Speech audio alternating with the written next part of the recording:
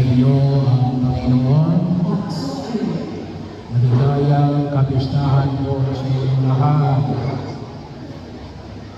Parang hindi kayo maligaya. Maligayang kapistahan po sa inyong lahat. Maligayang pesta. Birthday ni Mama Mary.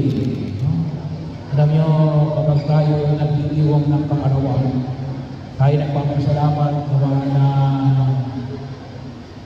panibagong taon, panibagong araw. Ganun din naman si Maria. Pero hindi sila gawa natin. Gawa ng misyon na pag-ibag niya.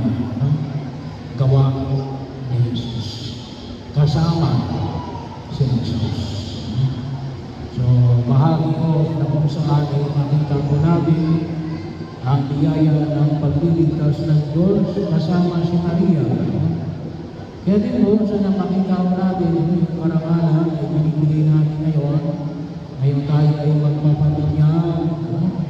Pabibinyagan natin ang mga batang ito. Sabi mo ang kanina sa unang pagbibigay ng misa, hindi lang po si Maria ang pinagpapala ng Diyos. Tayo pong lahat na binyagan. Nanais natin ipagkaloob ngayon sa tulong ng ating Diyos, Ama, Anak, at Espiritu Santo para sa mga batang ito. Kaya hindi mo pwede pagkabinyag. Wala na. May tinatawag tayong KBL. Ano yung KBL? Makikita mo lang sa bahan kapag kasalan, binyagan, libingan, hindi mo dapat doon. Ang buhay natin ay sisimula sa sakramento ng binyag. At nawa, pangalagaan natin itong lahat sa biyaya ng pagliligtas ng Diyos. Lalo na saan? Sa banal na pagdiriwang natin ng misa. Kaya di mo, ninais natin na sa loob ng misa, kung kayo mag-alala, hindi tayo magpapagano. Hindi ko rin nakapahan. Pero sana makita ko nyo. Kasi bakit? Kasi kapag maglubabinyan kayo, ng labas ang misa, matagal din. Bakit? May seminar din naman kayo. Mag-seminar kayo. At sana nakikinig kayo sa seminar. Sa matapos seminar, ay hindi po para sa amin. Para po sa inyo. Bakit? Ay para maintindihan natin na tayo ay mga binyagan, sacramentalize, and evangelize. Alam natin yung ating pinagkagawa.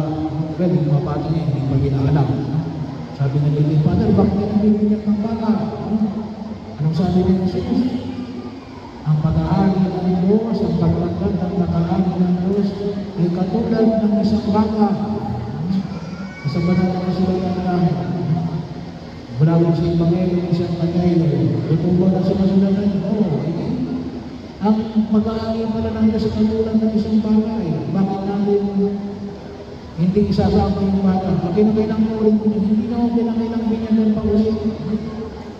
Kahit na uwi na yung baka, kinakailangan na kayo. Inurture, pagtibayin, pagkaunawain. Kasi kahit na uwi sa matatanda, hindi namin naiintindihan ang ating pananampalataya. Sayang. Bakit sayang? Kasi kapag hindi namin naiintindihan, ano yung magiging natin? Basura. Hindi natin alam eh. Pero kapag naiintindihan natin, ano makikita natin? Ay, ginto pala ito. At yun yung nakita ng mahal na Birhen Maria na naging bahagi ng pagliligtas niya sa atin gawa ng paghihirap, pagkamatay at muling pagkabuhay ng ating Panginoong Yesu Cristo.